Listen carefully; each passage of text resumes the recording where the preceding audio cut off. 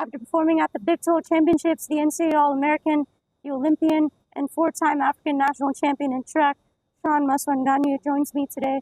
Shaun, thanks for taking time out. How are you doing, man? Thank you for having me, and I'm well. How are you?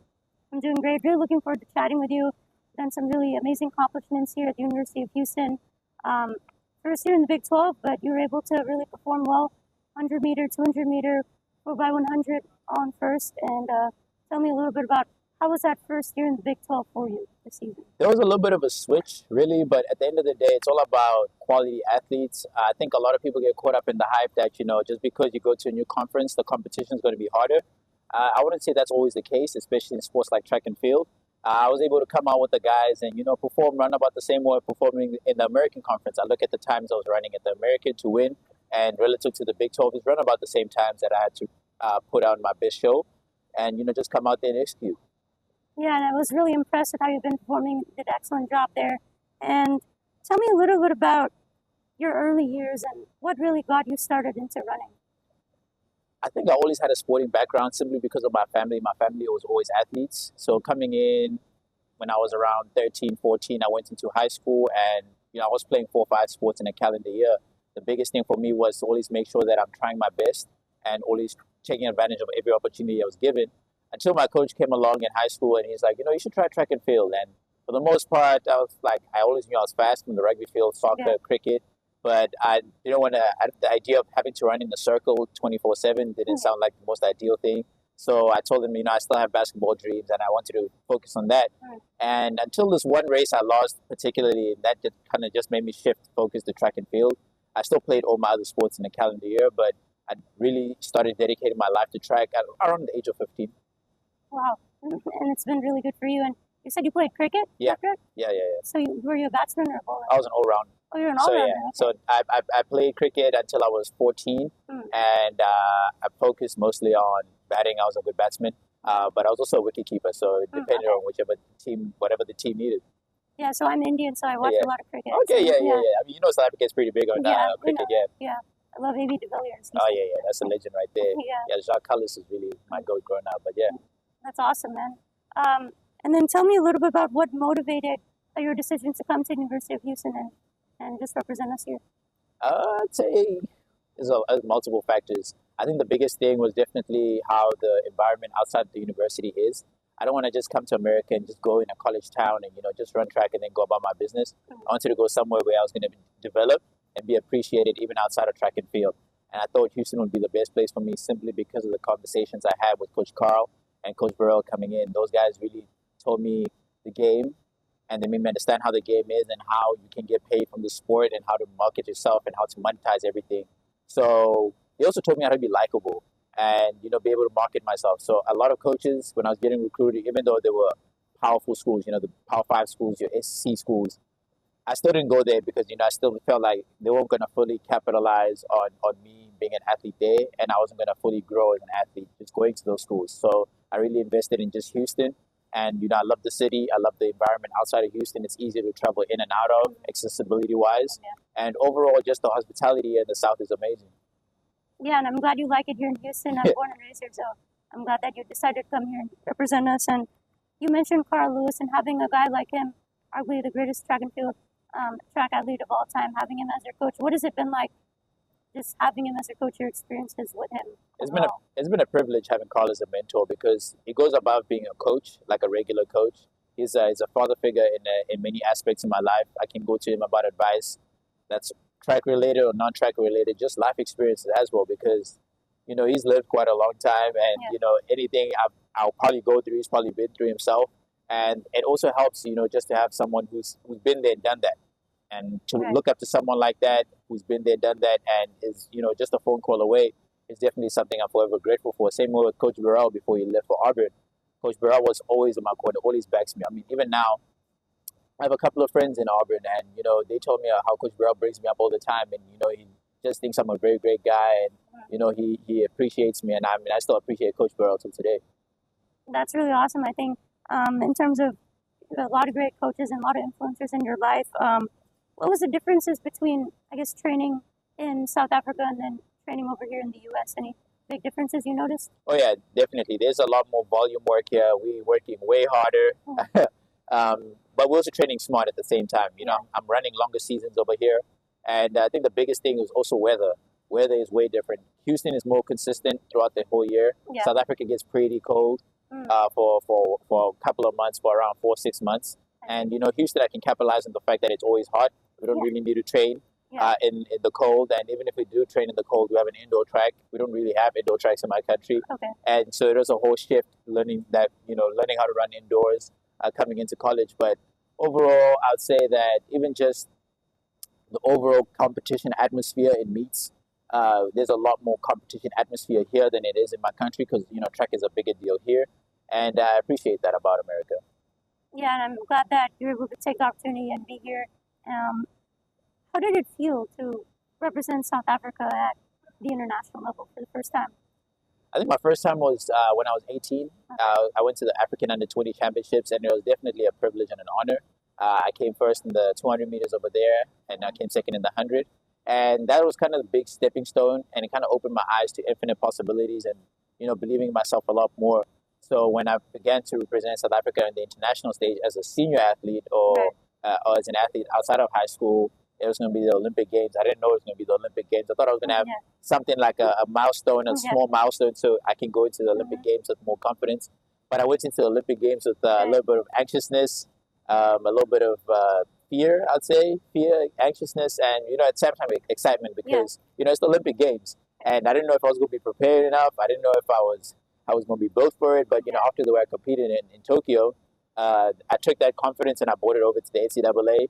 And, you know, I've had a joyride in the NCAA. It's my final here, my final year here. And, you know, I just want to go out with a bang. Yeah, for sure. I mean, it's coming up for you. You've been spending a lot of time training. I know last year I believe you broke the school record in the 100 meter at third place. That was great. And, you know, you mentioned doing the Tokyo Olympics. I'm sure that was a remarkable experience for you. Now, in Paris, tell us what I guess you're really looking forward to for this year's Olympics. I'm using Tokyo as a benchmark, and I see how I performed in Tokyo, and obviously I want to go into Paris with my best form, and I'm coming into Paris with more confidence in how I've been able to run throughout my collegiate season, and I want to just make sure I supersede my expectations in the sense that I want to rise above and beyond my accomplishments in Tokyo. I want to go to Paris, and ultimately I want to carry that over throughout my rest of my post collegiate season. So. I feel like I've been very consistent. I've been able to relish on that fact in the collegiate scene. So now it's my time to just transition into the pro leagues and, you know, show the world what I can do. Definitely going to be rooting for you here, everybody in Houston. And do you have any specific routines before you go out there and run that helps you get in the right mindset? I always go every competition with my PlayStation. I think because we always run so late at night, you know, you can just get lost in your mind a little bit. But, you know, I always bring my gaming system just to keep myself busy and throughout the whole day with my teammates. You know, we have a little fun over there, 2K, FIFA, you know, so just with the guys. And then I always make sure I don't eat anything I don't know. After food poisoning last year, I don't want to do that. Oh, really? You had food poisoning? Yeah. I had food poisoning in China at World University Games, and it affected me pretty badly. So, you know, that's a life experience that I learned as well. But overall, I mean, I don't change too much from my regular daily routine because, you know, you want to be as consistent as possible. So you don't want to do something different on meet days. So, you know, I play the game every day. You know, I watch my anime. I take it easy. So I take that same momentum and take it to my meets. Absolutely. I think, you know, you're definitely enjoying what you're doing. I can see that for sure. What are your, I guess, really long-term goals for you in terms of being an athlete? What are those goals that you, I guess, aspire to in the future? I want to be someone I can be proud of overall when I'm done with track, and I want to be able to be someone who's an influential figure in people's lives. Right now, as it stands, you know, I feel like I'm in the right path because a lot of people tell me that, you know, I motivate them and I inspire them to be the best version of themselves. So just to take that momentum, you know, especially after being, you know, nominated for Forbes 30 under 30, a lot of people, you know, I didn't even know I was within that category because I thought you had to apply for yourself. But it turns out I think people have like put my name forth, and you know, the panel did they, you know, research and, you know, did a character analysis, etc., brought up my accomplishments. And, you know, I was grateful enough to be awarded for that. And I just want to keep giving back to the community, because at the end of the day, I would not be where I am today without multiple communities believing in me and my talent, and sacrificing their resources for me to be able to have opportunities that I can capitalize on. And ultimately, I just want to be successful in every aspect of my life, not just track and field, but just my relationships with my family members, my friends, and as well as giving back. Definitely. I think that's a great mindset. And what was your most memorable race so far? I'd say my most memorable race would be, I think it's a race my freshman year. The first time I broke sub 10, I ran 987 at conference, and it was slightly wind assisted. But I remember that race like it was like just yesterday, because it was such an eye opening experience. It's one of those eye opening races, and it was special to me because later on that day, 30 minutes later, I ran 99 as well. So, since that day, I knew I'm destined for greatness. I just need to keep working and stay diligent and be consistent, and realize that it's never really lonely at the top. There's always going to be someone aiming for your spot in the top, and that just keeps me more dedicated to keep handling my business. Definitely. And I believe this is your last year at UH, right? Yeah. So what, I guess, will you remember most about just being in this program at the University of Houston? I'd say, my teammates definitely make it enjoyable to come to practice. The sprinters always have had a great relationship with the sprinters, and they make practice so fun, so enjoyable.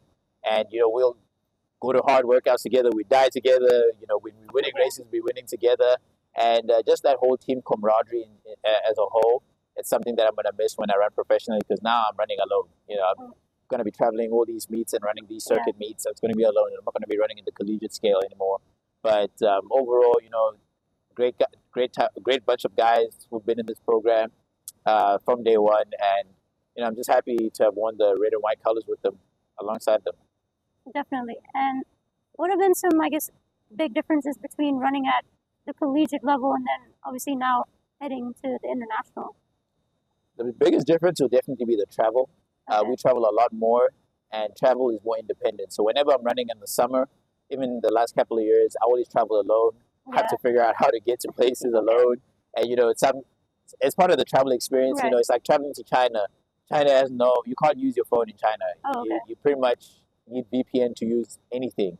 And I couldn't even iMessage, and I remember just getting there. I had no bags. My bags were lost. I had flights delayed, etc., etc. But somewhere, somehow, I was able to figure it out, and just be able to get around. So I think the toughest part is that there's no one else to manage you.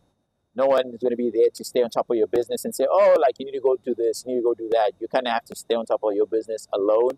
And that's just overall experience of just, difference between college. College people can take care of that for you. They can just remind you, oh, you need to do this, you need to do that. But when you're competing collegiately, post-collegiately, you go into all these meets in different places. You got to pack your bags, get on a flight tomorrow, go to Oslo, pack your bags, go to, Lausanne, etc., etc. So, but that's part of the post-collegiate experience, just traveling all these circuit meets overall, and just enjoying the different cities that are in, the different people, different foods, etc., etc. So it's going to be a whole new shift for me to go through my whole season, the rest of my track career like that. But, I'm going to be grateful for track and field in college, because they took care of everything for me. Right. Yeah. And I'm looking forward to seeing you go out there and perform there. And just last question for you, what, I guess, impact do you want to have on South African athletics as a whole? I want to have an influential impact in the sense that I want to make sure that I'm motivating a lot of the kids to believe in themselves, that you can come from nothing and be something. And just because you were born in a bad situation doesn't mean you're going to end your life in a bad situation. The way I grew up, I see the people that I grew up around, and they didn't have that many opportunities, and some were given opportunities, but they didn't capitalize on those opportunities. And I just want more people, essentially from the rough backgrounds that we grew up in, to take more advantage of the opportunities, to be focused in school, to go to school, to learn, to be willing to uplift their lives, and know that there's going to be someone who's done it from your neighborhood. You can do it yourself too. So I just want to make sure that everyone I'm growing up around, the kids that look up to me back at home, to know that a future is possible. You just need to do your due diligence and understand that hard work will pay off eventually. I really love that mindset, man. That's pretty inspiring. Well, thank you so much, Shaun. Really appreciate you for the time. Thank you so much. Thank you for having me.